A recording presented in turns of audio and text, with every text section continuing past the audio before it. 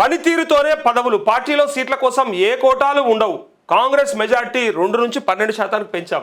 Assembly ఎన్నికల్లో అత్యధిక 2% ఓట్లే ఆధిక్యత. అయితే మున్సిపల్ ఎన్నికల్లో 12% పెరిగింది. పార్టీపై ప్రజల్లో పెరిగిన నమ్మకం, విశ్వాసమే కారణమని రేవంత్ రెడ్డి అంటున్నాయి. ఒక్కసారికి చూడండి, ఇగో ఆయన అన్నటువంటి మాట ఏందో చూడండి. ఏ కోటా ఉండదట, ఒకటే కోటా ఉంటుందట. ఆ కోటా ఏందో ఇక్కడ చూడండి. ప్రతిభే ప్రామాణికం. కాంగ్రెస్లో ఏ లిస్టులు ఉండవు, ఉండేది ఒక్క మెరిట్ లిస్టే. వారసత్వం కాదు, కష్టపడే వారికే పదవులు. ఒకసారి చూడరు, ఇక వారసత్వం కాదంటారు, పార్టీలనే వారసత్వం పెట్టుకుంటారు.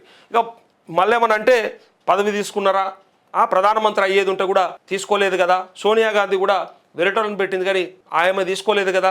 అట్లే రాహుల్ గాంధీ కూడా ప్రధానమంత్రి అయ్యే అవకాశం ఉన్నా యూపీఏ 2 గవర్నమెంట్లో చేయలేదు కదా అని ఇట్లాంటి మాటలన్నీ కూడా వినిపిస్తాయి, కనిపిస్తాయి. కాకపోతే పార్టీలనే వారసత్వం పెట్టుకొని అసలు పార్టీయే ఇప్పుడు కాంగ్రెస్ పార్టీనే సరే మళ్ళా అధ్యక్షుని ఓలం చేసినామని కూడా అడుగుతారు కొంతమంది. మల్లికార్జున ఖర్గే చేశారంటే సరే ఖర్గే గారిని చేసి అన్ని ఖర్గే గారి చేత్తోనే అవుతున్నాయా?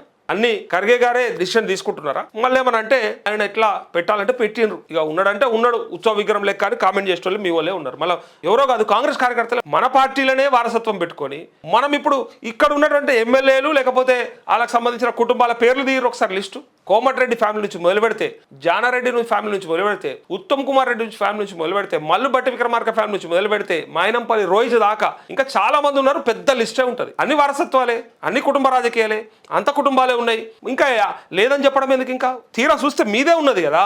అసలు పార్టీలో మరి ఏ పార్టీలు లేదు, బీఆర్ఎస్ లేదా, బీజేపీ లేదని లెక్కలు ఇష్టం వేస్తారు. కానీ నీతులు చెప్పొద్దు, ఉన్నది కాబట్టి సపరేట్గా మూసుకొని ఉండాలి.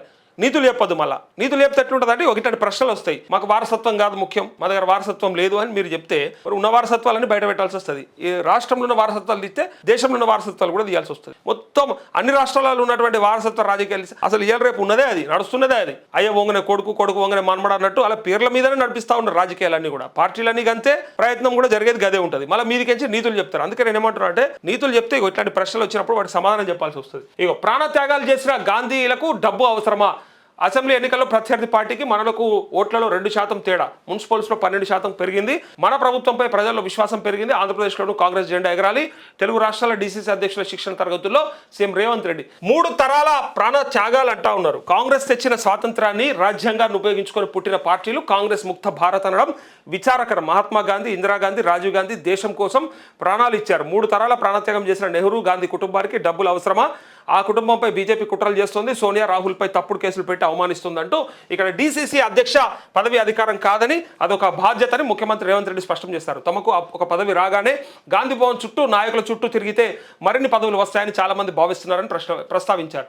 నాయకుల ఇళ్ల దగ్గర పడిగాపులు కాసేవారికి రాకుండా జిల్లాలో పార్టీని బలోపేతం చేసేవారికే ప్రాధాన్యత ఇస్తామని అన్నారు. అయితే కాంగ్రెస్ పార్టీలో ఏ నాయకుడికి దగ్గర ప్రత్యేక లిస్టులు ఉండవని, కేవలం మెరిట్ లిస్టు మాత్రమే ప్రామాణికమని ముఖ్యమంత్రి తేల్చి చెప్పారు. పార్టీ కోసం నిబద్ధతతో పనిచేసే వారిని నిరంతరం పర్యవేక్షిస్తున్నామని, కష్టపడే వారికి ఖచ్చితంగా న్యాయం జరుగుతుందని భరోసా ఇచ్చారు. వికారాబాద్ జిల్లా అనంతగిరిలో జరుగుతున్న 2 తెలుగు రాష్ట్రాల జిల్లా కాంగ్రెస్ కమిటీ అధ్యక్షుల శిక్షణ తరగతుల కార్యక్రమంలో శనివారం ఆయన మాట్లాడారు. పైరవీలకు దూరంగా ఉన్నప్పుడే నాయకులకు గౌరవం పెరుగుతుందని చెప్పారు. ప్రజా సమస్యల పరిష్కారమే పరమావధిగా పనిచేయాలని సూచించారు. డీసీసీ అధ్యక్షులుగా బాగా పనిచేసిన వారికి ఎమ్మెల్యేలుగా అవకాశం ఇచ్చామని గుర్తు చేశారు. అయితే అనుబంధ విభాగాల్లో కష్టపడిన వారికి కార్పొరేషన్ పదవులు కట్టబెట్టామన్నారు. కాంగ్రెస్లో మెరిట్ కోటా తప్ప ఏ కోటా ఉండదని అన్నారు. అయితే డీసీసీ అధ్యక్ష పదవిని దుర్వినియోగం చేసి పార్టీ విశ్వాసాన్ని దెబ్బతీయొద్దని నేతలను హెచ్చరించారు. డీసీసీ నుంచి పీసీసీ అధ్యక్షులు కావచ్చని, ఎమ్మెల్యే, ఎంపీ, ముఖ్యమంత్రి కావచ్చని గుర్తు చేశారు. తాను ఏనాడు పదవుల కోసం పైరవీల జోలికి పోలేదని, 16 ఏళ్లలో జెడ్పీటీసీ నుంచి ముఖ్యమంత్రి స్థాయికి ఎదిగానని చెప్పుకుంటున్నారు అని చెప్పి ఇక్కడ ఈ వార్త. సో బ్రహ్మాండం, ఎవరిని దొక్కలేదు, ఎవరిని ఎక్కలేదు, ఎవరిని ఇబ్బంది పెట్టలేదు.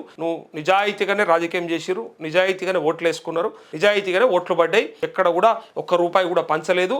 ఏ ఎమ్మెల్సీ ఎన్నిక కోశానికి డబ్బు సంచులతో ఎక్కడా పట్టుబడలేదు. ఆ కేసులు లేవు. అసలు అదంతా ఏం జరగలేదు. స్పీచ్లు ఇచ్చేటప్పుడు ఇట్లా నాయకులు బ్రహ్మాండంగా ఇక నీతి, నిజాయితీ, నిబద్ధత, ధర్మం, దేశం అన్నీ ఆదికొస్తాయి. కానీ చేసేటప్పుడు మళ్ళా ఇక సామెతలు ఉన్నాయి దారుణంగా. నీతులు చెప్తారు, మళ్ళీ ఏడ చూస్తారు అనేది. అవి చెప్తే నవ్వుతారు. ఇక జనానికి కూడా తెలుసు అట్లాంటివన్నీ కూడా. సో అందుకే మళ్ళీ అవి చెప్పదలుచుకోలేదు. చివరికి చెప్పేటప్పుడు మాత్రం ఇట్లా నీతులు చెప్తారు. కానీ పదవుల కోసానికి వచ్చేసరికంటే ఎవరి ప్రయత్నం అలా జరుగుతూనే ఉంటుంది.